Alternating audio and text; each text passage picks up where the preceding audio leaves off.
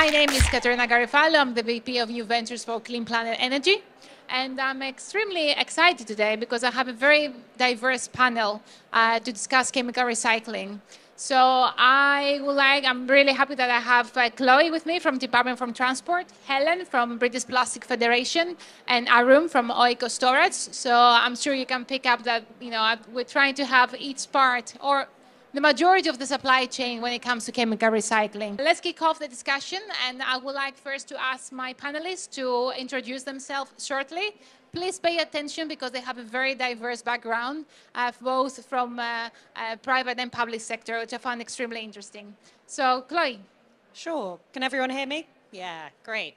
Hello, I'm Chloe Lianos. I am a deputy head, one of the deputy heads at the Department for Transport's Low Carbon Fuels Division within the Transport Decarbonisation Directorate, quite a few levels there. The world of low carbon fuels is really about reducing greenhouse gas emissions in our transport sector. Where have I come from? Well, actually, I'm a chemist by training. I started my own company in the world of waste recycling. I then went on to work for an incubator, helping other scientists accelerate their own work into reality, into innovation here, and then moved into the policy sector because I was quite keen to take my industry and own expertise into the world of policy in the decarbonisation world. I'll pass on. Hi, I'm Helen Jordan. I'm the Sustainability Manager at the British Plastics Federation. So we're a trade association for the plastics industry. We represent everybody from the raw material suppliers right through to manufacturers and through to the recyclers. And part of our recycling is having chemical recyclers as members as well. So we very much see chemical recycling working in a complementary way to mechanical recycling and helping us to achieve the circular economy and achieve net zero. And just in terms of background, I used to work in local government in the recycling sector previously to working at the British Plastics Federation. Good afternoon, everyone. Aaron Sriskanda, I'm Managing Director of Oikos Storage. We are a bulk liquid import terminal on the Thames. So for those of you familiar with the kind of mass balances for liquid fuels, the UK is still heavily reliant on distillate fuels to bridge the gap between refined products that we make in the UK. Really got introduced to Clean Planet Energy. Mainly our lead client is BP, and most of you might be aware that BP have an offtake arrangement with Clean Planet Energy. So we're very keen in understanding what type of storage requirements are needed for the products that the circular economy that Clean Planet Energy are involved in. Prior to working for Oikos, I've spent most of my career in energy companies. So previously BP as well as Total Energies in bulk liquid fuels. My background is I'm a very bad biochemical engineer. That's why I went into commercial roles. Perfect. So as you see, we're trying to have different parts of the supply chain, not all of them, but the majority. And it's a very rare occasion that we see different parts of the supply chain sitting together discussing the same problem. So I'm really eager to ask all of you, and especially you, Chloe and Helen, what do you think is the current state of chemical recycling in the UK? Where do you think we are at the moment? Sure, I'll go first here. So I am going to put a caveat here. Waste and recycling is the policy remit of the Department for Environment, Food and Rural Affairs, but we work really closely with them at the Department for Transport because of the key interest that we have in waste recycling purposes and recovery to be able to contribute to the diversity of low carbon fuels that we can use in our transport modes. The current state of chemical recycling, when I relate it to transport, more needs to be done. And that's partly because where we are with our legislation. I'm really pleased to say that we are finally legislating in primary legislation to be able to support recycled carbon fuels, which is a type of fossil recovery, plastic recovery into fuels. In the energy bill that's passing through Parliament now. That's going to open up a wealth of opportunity to be able to manufacture and produce recycled carbon fuels, both for fulfilling the current renewable transport fuel obligation, which is how we introduce low carbon fuels into our road system particularly, but also other modes of transport, but then also in our forthcoming SAF mandate, SAF being sustainable aviation fuel that you may have heard about in the earlier talk on the catalyst stage as part of the aviation decarbonisation talk. I think when you ask what's the current state of play, I think there are some challenges ahead of us in terms of pivoting traditional means of waste recycling to some of these more innovative means to produce recycled carbon fuels. I think that's where we need to work really well together, industry and policy and across the supply chain. And I'm keen to talk about this a bit more. I'll pass on to Helen now. It's very, very good to hear about what you said about the energy bill, Chloe. So I'm really pleased you said that. So Ellen, from your perspective, because we're focusing more for the circularity and bringing the waste plastics back to the production of new plastics. So what do you think is the current state of chemical recycling from your point of view? Yeah, so the first bit of legislation really that mentioned chemical recycling was the plastic packaging tax. So a few years ago when that came in, it was a bit of a buzz excitement that chemical recycling was being recognised in legislation. But at the time there was no acceptance of mass balance as a calculation method in chemical recycling, and that's been a bit of a barrier to getting chemical recycling to grow more in the UK. So mass balance isn't the easiest thing to explain, but just essentially, because chemical recycling is in its infancy, and I'll talk a bit more about that in a minute, but when you're supplying into a big petrochemical plant, you're not going to be able to physically trace your chemical recycling material through that petrochemical plant. So what you need to do is to rely on mass balance, so your inputs matching your outputs, and then you need to be able to allocate that to a particular product. So you, in a similar way where you would buy green fuel for your house, what's actually coming into your house isn't necessarily going to be from a renewable source, but your company has brought green renewable fuel which is supplying to you. So it works in a similar way whereby a company is sort of, I guess, paying to have the allocation of chemical recycled material that's gone into that petrochemical plant to be applied to their product. So I'm hoping that makes sense, but that's been a bit of a barrier in the UK to getting more chemical recycling happening. So we've got a recycling roadmap we wrote in 2021, which was looking at what the recycling industry as a whole could achieve by 2030. And part of that was chemical recycling. We wanted to have 300,000 tonnes of chemical recycling in 2030. And at the time, we went and spoke to all the chemical recycling companies we were aware of in the UK, and we've just been kind of going back to those companies. And I think the feeling at the moment is that there is more that, as we've already been said, there's a lot more that could be happening with chemical recycling. A lot of the investment hasn't been taking place in the UK, it's been taking place elsewhere. There's lots of pilot plants, there's lots of research and development happening. Mura Technology are here, they're about to have their plant being commissioned. Clean Planet Energy are obviously doing great work on their plants as well. But there isn't quite the level of chemical recycling that maybe we were expecting to see at this point, and that investment's been happening elsewhere. And we very much see chemical recycling as working, as I said earlier, working alongside in a complementary way to mechanical recycling, and we want that material going back into plastic so that it's staying part of the circular economy. They're meeting net zero, as I mentioned earlier, and we see it as a really key part of that whole system. So it's something that we're really keen to see more investment in. We want more investment in recycling in general, more investment happening in the UK, keeping material in the UK, and a part of that is going to be chemical recycling. And that then gives you the recycled content that companies are wanting to use. Companies are desperate to use more recycled content in their products. They need to have that material available, particularly things like food contact applications, sensitive applications, where, you know, just mechanical recycling maybe isn't possible to do that.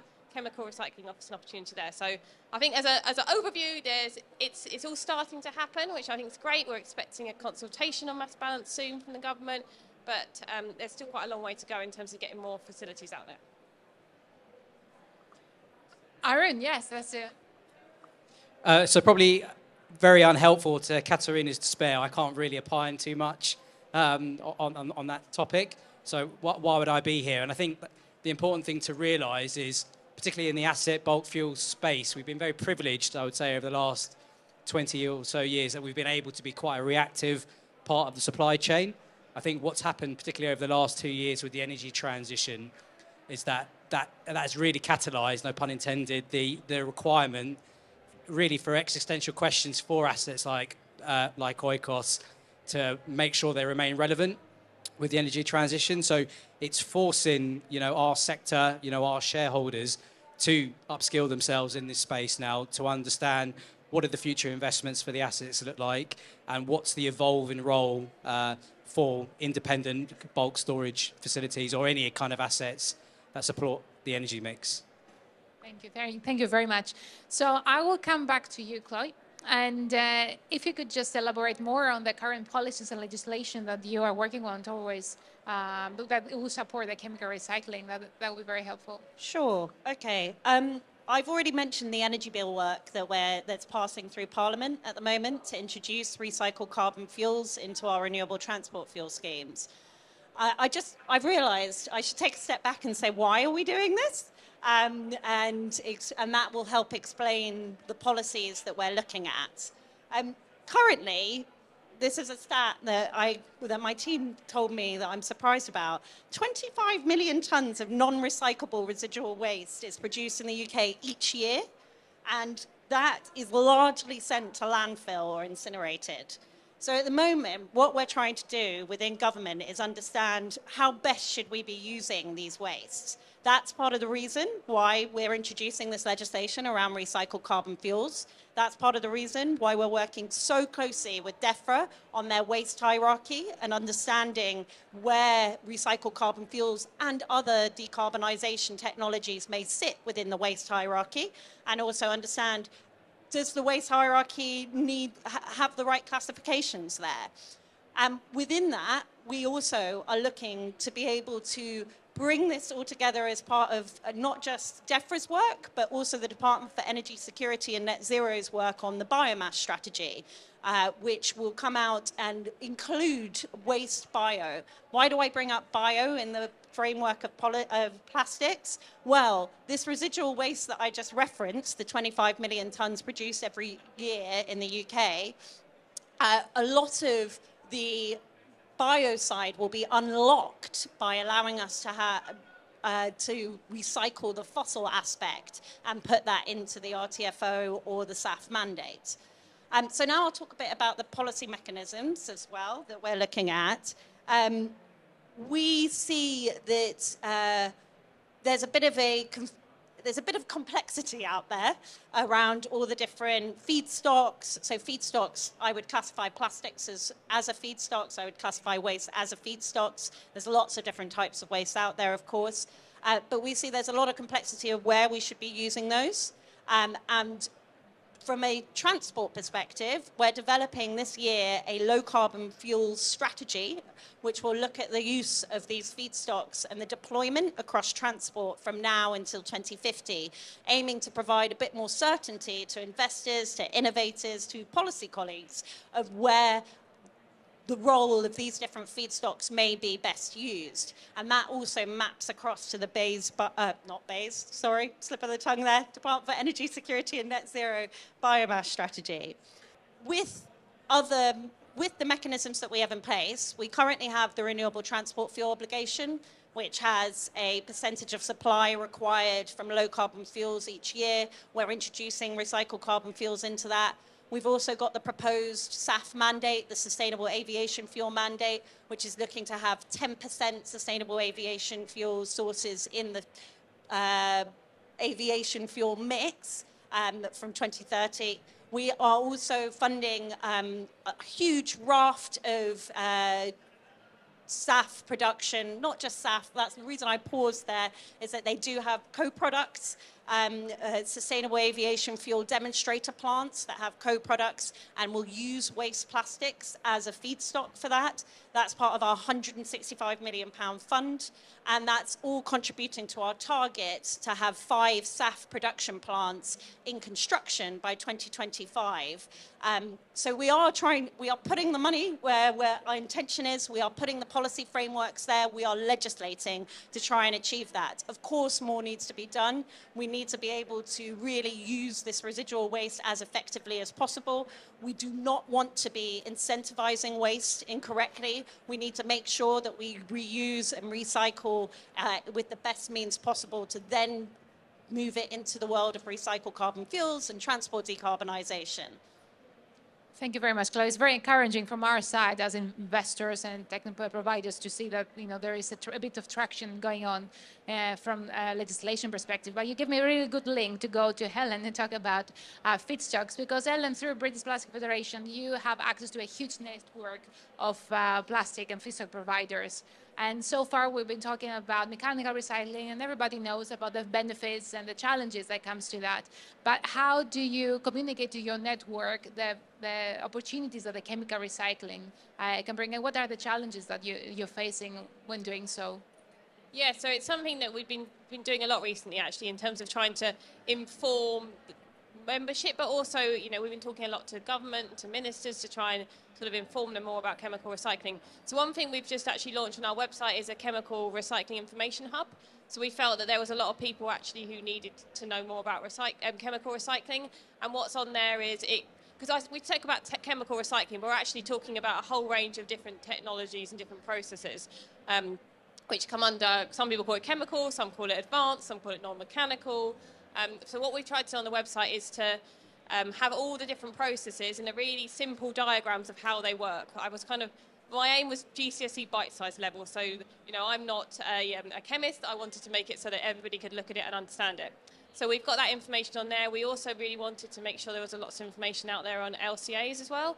So we've got information in there on the different LCAs on chemical recycling, and also very transparent on who produced them and who wrote them. So you can see that. We've got information on mass balance. We've also got information on the capacities in the UK and sharing information that companies have provided us on what they're looking to do in the UK.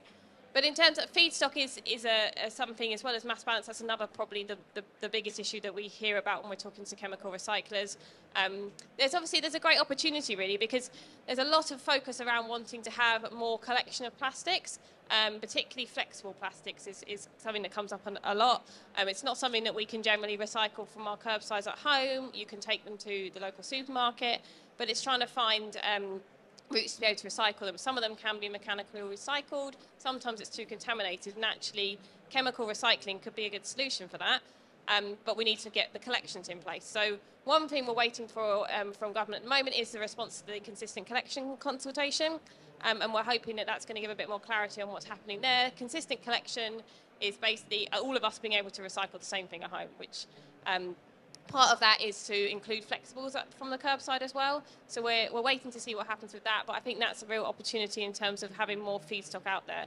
What we're really keen on is that as new technologies are developed, what we're not doing is moving material around that somebody else was recycling and we're just giving it to a new process, a new technology. What we want to be doing is collecting more, giving opportunity to recycle lots more products than we can at the moment, and keeping them, as I say, in part of the circular economy as well. So I think, there's a real opportunity there to actually get the feedstocks that everybody needs through having more collections in place for everybody. And, when we're out and about, when we're in our offices, all these places, that there's a lot more we can do in terms of getting all of us motivated to recycle a bit more and getting more opportunities for us to be able to recycle as well. Perfect, Helen. Thank you very much. Very good points. Arun, I will come to you now, because you are on the receiving end of the supply chain, so you're going to receive the products.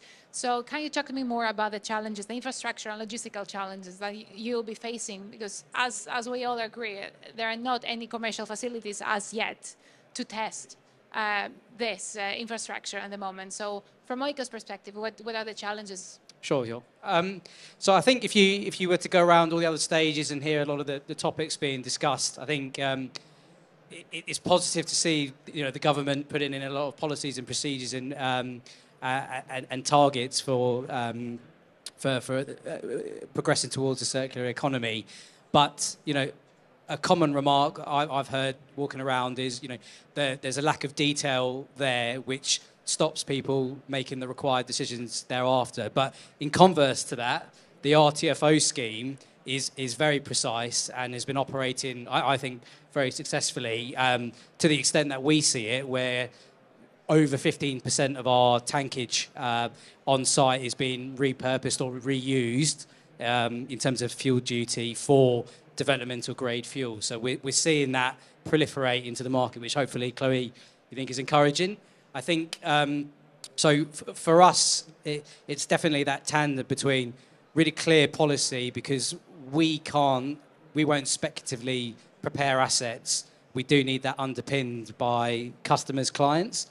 So having really strong frameworks, which, as I said, the RTFO does, supports being able to do that. But for us, what we're finding is, whilst a lot of these fuels are drop-in replacements for traditional fossil bulk fuels, we're still very much in that transition phase where supply, demand, and the cost impacts for that, fossil fuels and development of fuels are running in parallel. So it's requiring a more intensive burden on assets, which we just don't have. So the real challenge I see it is having enough lead time and preparation so that we have enough assets to handle this transition period, which at the moment is quite difficult to bookmark because, you know, we're evolving as, you know, the technologies and the economy is. Yeah, very good points. And I think so far you are used to deal with traditional hydrocarbons with a different quantities. I'm sorry. So, in chemical industry is coming in with a different quantity supply to the storage. So, it's another challenge.